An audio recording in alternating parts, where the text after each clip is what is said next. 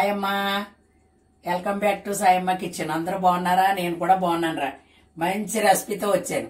సమ్మర్లో వండుకునే కూర, కొత్త కూర, సంవత్సరానికి ఒకసారి కొత్త కూర. ఇది రెండు చూపిస్తాను. కూర పనసకాయలు తెలుసా? మాకు సైట్ ఉంది. సైట్లో చిన్న చెట్టు ఉంది, ఒక కాయ కాసింది.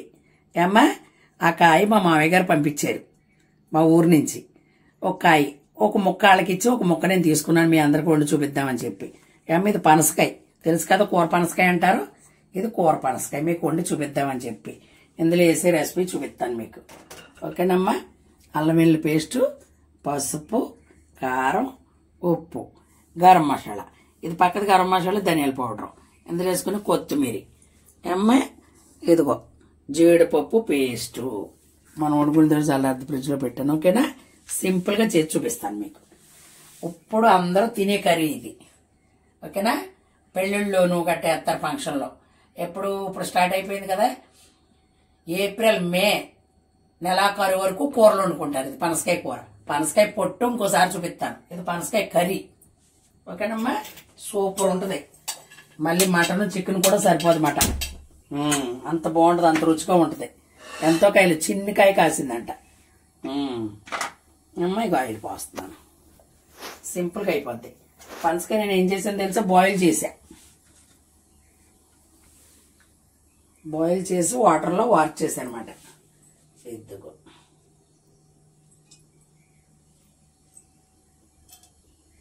ఓకేనమ్మా, చూపిస్తాను.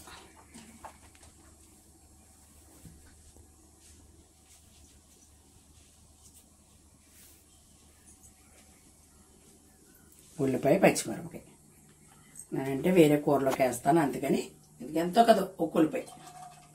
నేను వండేది ప్రతిదీ కూడా మా ఇంట్లో వండుకున్నట్టే మీకు చూపిస్తాను. ఏమ్మా, ఈ ముక్కలకి ఇది సరిపోద్ది. ఇదిగో పచ్చిమిరపకాయలు ఎండలో ముదిరిపోని పొడియలు అవి పట్టేసారా? మేము కూడా పట్టేసాం.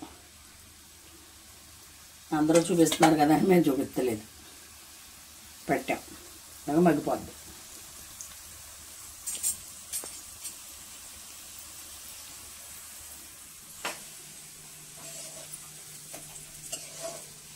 ఎండలో ముదిరిపోయి చాలా జాగ్రత్తగా ఉండాలి. ఇక్కడి నుంచి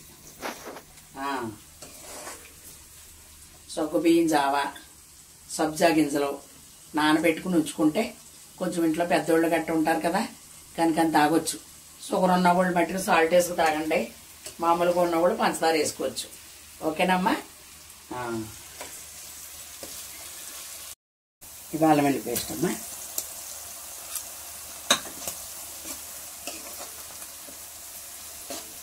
అల్లం వెల్లుల్లి పేస్ట్ ఇది ఇప్పుడు పెండ్లం మామిడికాయ ఎలా పేస్ట్లో ఇప్పుడు ఈ సమ్మర్లో మన పెళ్ళిళ్ళలో కంపల్సరీ పనసకాయ బిర్యానీ వండుతున్నారు కదా, పనసకాయ బిర్యానీ వండుతున్నారు ముక్కలతో.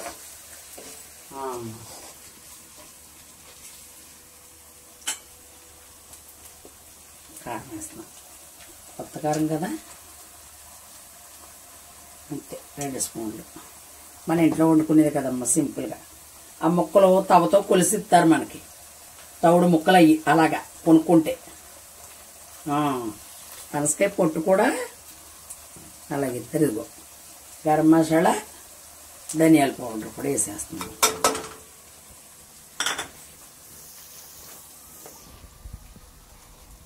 ఇదిగో ఉప్పు.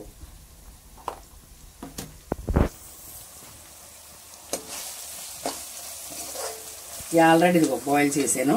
ఇదిగో చూడండి, అదిగో పెద్ద పనే ఉండదు. ఒకసారి బాయిల్ చేసాము, ఎంత సాల్ట్ వేసుకుని బాయిల్ చేసుకుంటే అలా సరిపోతుంది అన్నమాట. కొందరు నూనెలో దేవుతారు, అది కొంచెం కసుకుమన్నట్టుగా ఉంటుంది. అందుకని కొంచెం పసుపు, కొద్దిగా ఉప్పు వేసుకుని బాయిల్ చేసేసుకున్నాం అనుకో, సింపుల్గా ఉడికిపోద్ది అన్నమాట కూర. ఇంకా కొత్తిమీర కూడా వేస్తున్నాం, నాటు కొత్తిమీర. అదిగో ఇది సింపుల్గా అర్థం అవ్వడానికి, సింపుల్గా సూపర్ ఉంటుంది కూర. అందరూ ఇష్టపడతారు. ఇది చూసాము గ్రేవీ.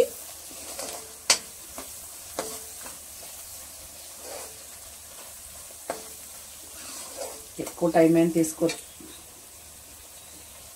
వేసేస్తున్నాం. అయిపో ఈ నాన్ వెజ్లో గుండెకాయ ముక్కల్లా కనపడుతున్నాయి.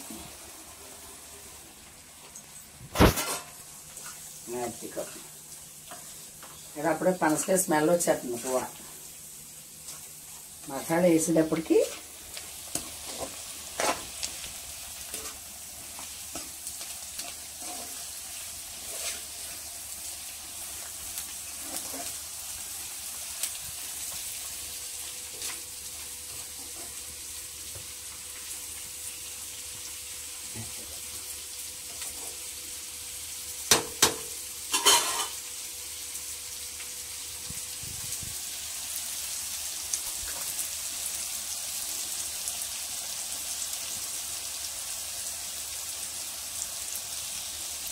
ఇదిగో జీడిపప్పు పేస్ట్, అదిగో చాలు. వాటర్ ఓకేనమ్మా. దెబ్బ ఆల్రెడీ బాయిల్ అయిపోయింది కదా, ఒక్క నిమిషం. సూపర్ ఉంటుంది, బలం కూడా.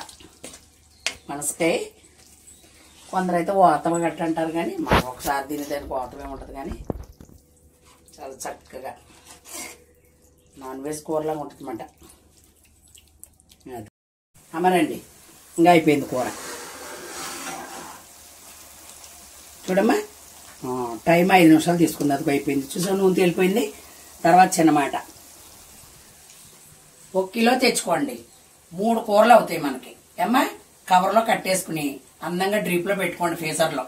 మీకు ఎప్పుడు తినాలనిపిస్తే అప్పుడు వండుకోవచ్చు. ఎందుకంటే ఇది సీజన్లోనే దొరుకుతుంది పనసకాయ, అంతమాను దొరకదు.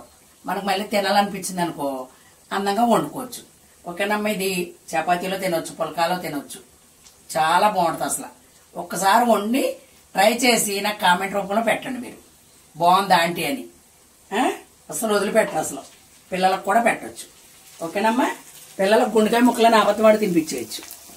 ఎక్కువ కారం కూడా, ఘాటు కూడా లేదు ఇందులో. ఏది పోయేది ఏమీ లేదు, చక్కగా జీడిపప్పు పేస్ట్ కూడా వేసాం.